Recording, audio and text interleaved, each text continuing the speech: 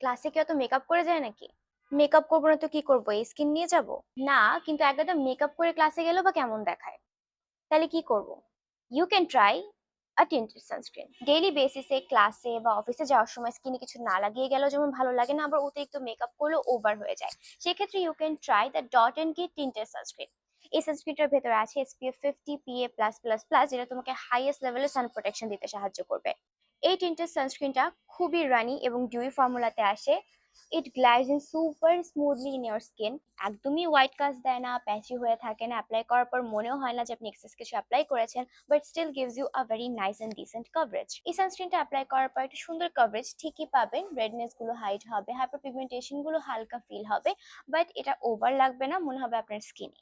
So it's perfect for everyday wear and it comes with different shades, এবং আমার শেডটা হচ্ছে ওয়ার্ম আইভরি। আমি পার্সোনালি টিন্টেড সানস্ক্রিন খুবই পছন্দ করি। আমার কাছে মনে হয় ডেইলি ওয়্যারের জন্য এগুলো বেস্ট। এগুলো তোমাকে সান প্রোটেকশনও দিচ্ছে, তোমাকে হালকা কভারেজও দিচ্ছে, আবার অতিরিক্তও হচ্ছে না। সো তোমরা এটা ট্রাই করে দেখতে পারো। আমি অনেক টিন্টেড সানস্ক্রিন ট্রাই করেছি, বাট ডট এন্ড কে এটা হচ্ছে আমার রিসেন্ট ফেভারিট। আমি ডেইলি এটা ব্যবহার করতেছি।